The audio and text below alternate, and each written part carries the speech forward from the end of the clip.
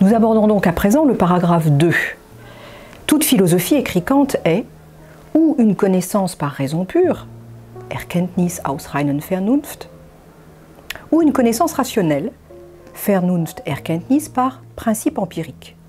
La première s'appelle philosophie pure et la seconde philosophie empirique. Fin de citation. Ce passage d'apparence purement définitionnelle semble vouloir fixer la terminologie kantienne, qui est celle du législateur de la raison, que sera le philosophe critique. Kant y rappelle le partage de la raison entre deux de ces quatre grands usages, l'usage pur et l'usage empirique. Ce partage a été esquissé par Kant dès la dissertation de 70 et dans l'introduction de la critique de la raison pure.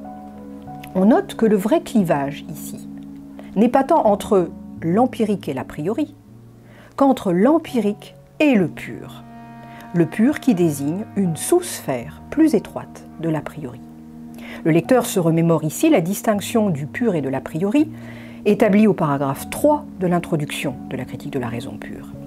L'a priori est, on s'en souvient, conformément au sens latin du mot, ce qui vient avant l'expérience, par différence d'avec l'a posteriori qui vient après elle. Tandis que le pur exige quant à lui plus que l'a priori. Le pur est ce qui est totalement expurgé de tout contact ou de tout rapport avec l'expérience. Le pur est en quelque sorte comme un petit cercle, compris dans le cercle plus large de l'a priori. De sorte que tout ce qui est pur est nécessairement a priori, alors que l'inverse n'est pas vrai.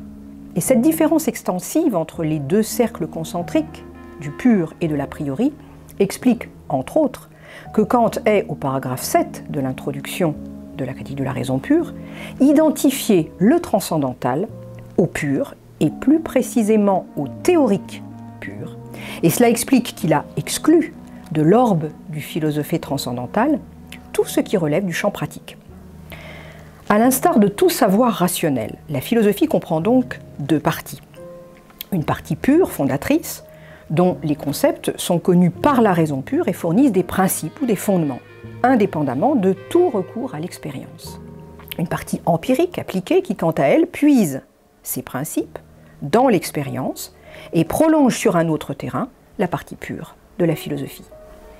Et sa philosophie critique comprendra en outre deux grandes parties, une partie théorique et une partie pratique, qui croisent pour ainsi dire de façon transverse les deux premières. Kant esquisse ainsi une architectonique qu'on pourrait qualifier de quaternaire, et qui sera l'architecture même de son propre système critique.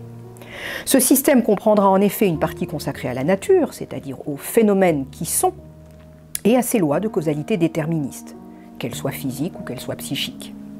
Et il comprendra une partie consacrée à la liberté, aux phénomènes qui doivent être, en l'occurrence les actes vertueux, et à leurs lois morales, elles-mêmes subsumées sous la structure universelle d'une unique loi morale au singulier.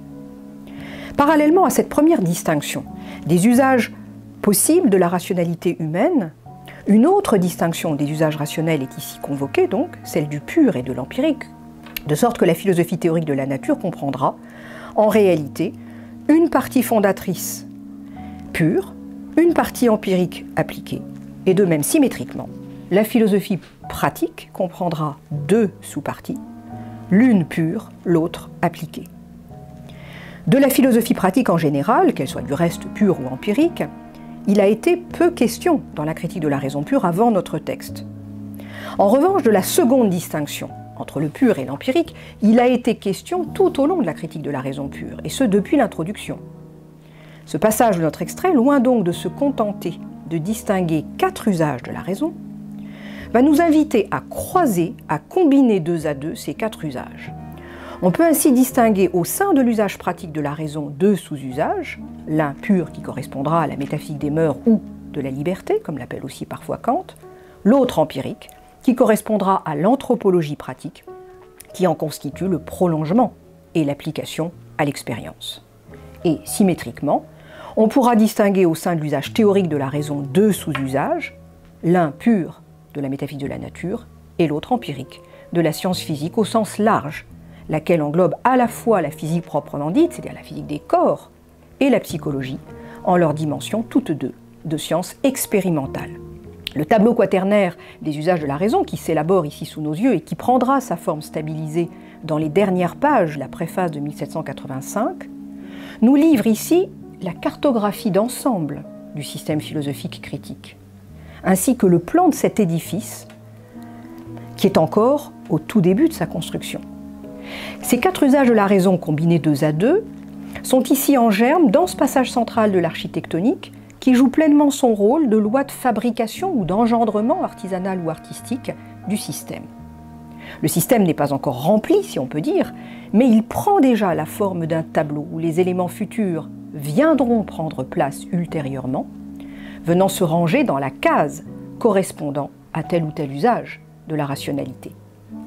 Kant insiste à maintes reprises sur cette dimension architecturale du plan qu'esquisse la critique de la raison pure.